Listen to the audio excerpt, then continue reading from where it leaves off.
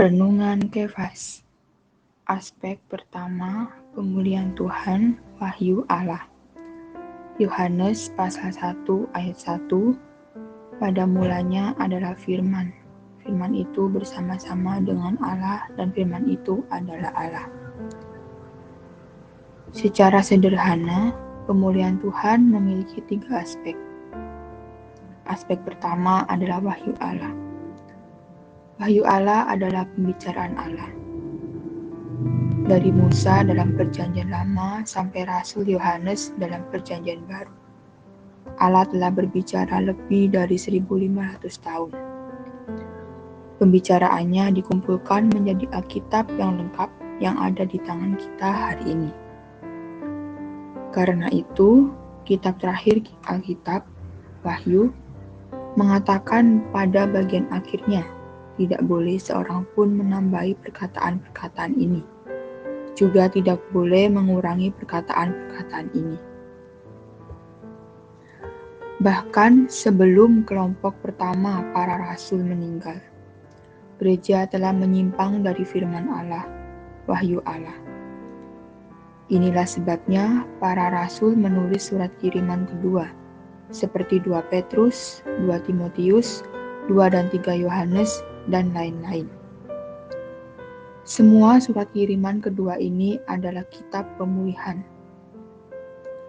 Setelah kelompok pertama para rasul dalam sejarah gereja, yang disebut bapak-bapak gerejalah yang membela kebenaran.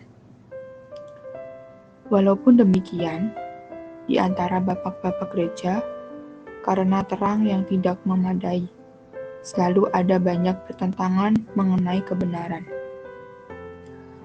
Hal ini berlanjut sampai tahun 325 Masehi, demi kepentingan pengaturan yang tepat dalam kekaisarannya.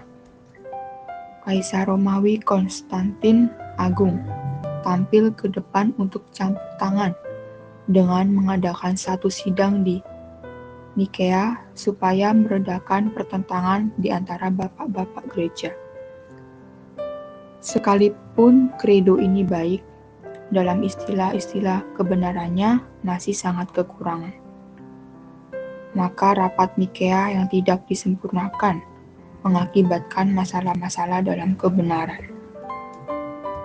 Puji Tuhan, pada abad ke-20 pemulihan Tuhan telah mencapai kita. Dimulai dengan saudarani, kita telah membaca Alkitab secara keseluruhan. Terutama kita telah menggali semua ayat-ayat Alkitab mengenai Roh Kudus. Mengenai roh yang rampung, Tuhan telah memperlihatkan kepada kita 3 butir penting. Pertama, Roh Allah telah melalui proses menjadi roh pemberi hayat. Kedua, roh yang rampung ini adalah roh majemuk yang dilambangkan dengan minyak urapan kudus dalam Perjanjian Lama.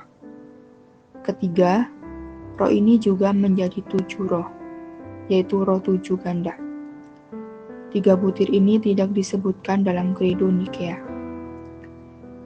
Hari ini banyak orang Kristen tidak pernah mendengar tentang Allah yang melalui proses dan rampung. Karena itu, apa yang mereka beritakan adalah Allah yang belum melalui proses dalam Kejadian 1. Namun, apa yang telah kita lihat adalah Allah yang rampung dalam Wahyu 22. Perkataan terakhir dalam Alkitab adalah otoritas tertinggi untuk menetapkan kebenaran. Haleluya! Tuhan dalam pemulihan telah memperlihatkan kepada kita kebenaran yang tertinggi yang ditetapkan Alkitab. Terang hari ini, 1. Apakah aspek pertama pemulihan Tuhan? 2. Apa itu kredo Nikea? Beban doa. Tuhan, terima kasih aku ada dalam pemulihan-Mu. Ada banyak kebenaran yang terbuka untukku.